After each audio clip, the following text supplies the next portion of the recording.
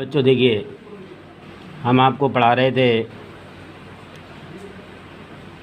Application of derivation में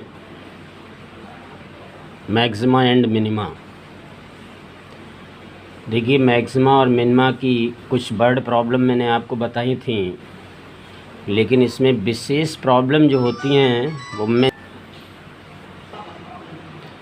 तो देखिए, इसमें कुछ विशेष प्रॉब्लम होती हैं मेंसुरेशन पे आधारित। मेंसुरेशन में जैसे आप देखते हैं शंकु है, गोला है, बेलन है, प्रिज्म है, पिरामिड है ना, इन पे आधारित क्वेश्चंस होते हैं और लगभग 100% यहीं से सवाल आता है। तो इन्हें ज़रा ध्यान से आप देखें। सवाल एक कठिन नहीं होते हैं, लेकिन थोड़ा इत्मीनान से इन्हें देखने की आवश्यकता पड़ती है।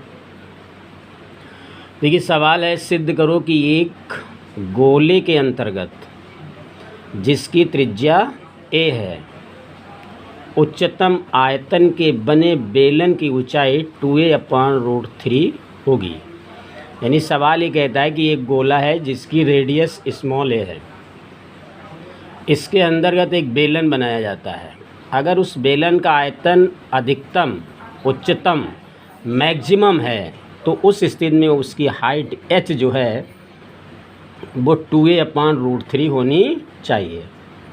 तो देखिए, हमने माना है कि एक गोला है जिसका केंद्र O है। गोले के अंतर्गत एक बेलन, देखिए ABCD है, जिसकी ऊंचाई h और त्रिज्या हमने मानी है r। बेलन की त्रिज्या r है, गोले की त्रिज्या स्मॉल a दी हुई है, ध्यान रखिएगा। बेलन की त्रिज्या को मैंने r लिया है, ऊंचाई को h लिया है। डायग्राम आप देख रहे होंगे ABCD। अब अगर ऐसी स्थिति में AC को हम मिला दें, है ना, तो ये हमारा ABC का कर्ण बन जाएगा। तो फिर ABC हमारा जो है राइट एंगल ट्रायंगल है ना। इसकी ऊंचाई हमने स्मॉल h और इसकी रेडियस को हमने क्या माना है, r। ये बेलन की इतनी रेडियस r होगी, देखिए ध्यान से। लेकिन अगर हम BC की बात करें तो ये बेलन का पूरा आधार हो जाएगा, और अगर ये पूरा आधार हो जाता है तो इसकी रेडियस फिर आपकी 2r, यानी आधार की लंबाई 2r हो जाएगी। ठीक है, ऊंचाई h है। अब देखिए, गोले की त्रिज्या तो स्मॉल a है, लेकिन जो हम AC मिला रहे हैं, AC ये हमारा कर्ण बन जा रहा है, और ये कर्ण हमारा क्या बन जाएगा, व्यास, है ना। अगर ये व्यास हो जाएगा तो गोले की त्रिज्या दी है स्मॉल a, तो व्यास हमारा हो जाएगा 2a। ठीक है, तो अब हम समकोण त्रिभुज ABC ले लेंगे। देखिए, समकोण त्रिभुज ABC में अब वही कर्ण का वर्ग, AC का वर्ग बराबर AB का वर्ग प्लस BC का वर्ग। AC देखिए व्यास हमारा हो गया 2a, ऊंचाई हमारी हो गई h, और BC आधार बेलन का हो गया 2r। 2a का होल स्क्वायर 4a² आएगा, h² प्लस 4r²। यहाँ से h² को हमने LHS में पक्षांतर किया, तो 4a² माइनस h² बराबर 4r²।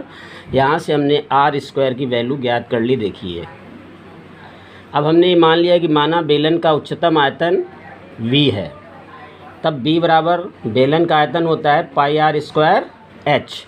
अब देखिए, आप यहाँ पर कुछ नहीं, केवल ये r की जो वैल्यू आपने निकाली है r² की, वो r² के स्थान पे रख दीजिए। और देखिए, πh वैसे ही लिखा हुआ है, तो r² के स्थान पर r² का मान रख दिया। h को हमने बाहर कर लिया तो π/4 हो गया, और ये ब्रैकेट तोड़ा तो h का अंदर मल्टीप्ली होके 4a² h माइनस h³ हो गया। अब हमने इसको डिफ्रेंशिएट किया, किसके रिस्पेक्ट, h के। तो देखिए, dv/dh बराबर हो जाएगा π/4, और 4a² आपका कांस्टेंट है, h का h के सापेक्ष अवकलन 1 होगा, और h³ का हो जाएगा 3h²। For maxima and minima dv/dh का मान 0 होगा। तो मैंने देखिए इस मान को 0 के बराबर किया। यहाँ से हमें 4a² माइनस 3h² बराबर 0 मिला। यहाँ से हमने 3h² बराबर 4a² किया, पक्षांतर कर लिया, फिर h² का मान निकाला, और जब दोनों तरफ हम वर्गमूल लेंगे तो ये हमारा आएगा 2a/√3।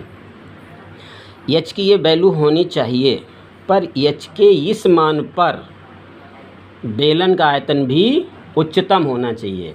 तो देखिए, रीडिफ्रेंशिएट विद रिस्पेक्ट टू h आप फर्स्ट, यानी जो पहला है इसको हम h के सापेक्ष अवकलन कर देंगे, तो ये हो जाएगा d2b/dh2 बराबर π/4 और आप देखिए अब यहाँ पर ये 4a² पूरा पद हमारा कैसा हो गया, कांस्टेंट।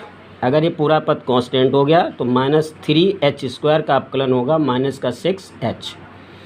अब d2v/dh2 एट द पॉइंट हम निकालेंगे, यानी यहाँ h का मान आप 2a/√3 रखेंगे। तो देखिए 6/4 ऐसे ही लिखा हुआ, h के स्थान पर 2a/√3 रख दिया और आपने देखा कि पूरी क्वांटिटी हमारी कैसी हो गई, निगेटिव। अतः h बराबर 2a/√3 पर बेलन का आयतन उच्चतम होगा, ये आपको सिद्ध करना था। तो इस तरीके के बहुत सारे सवाल हैं, आप देखिए अनसॉल्व्ड में हैं, है ना, किताब में हैं, उनको देखिए और हल करिए।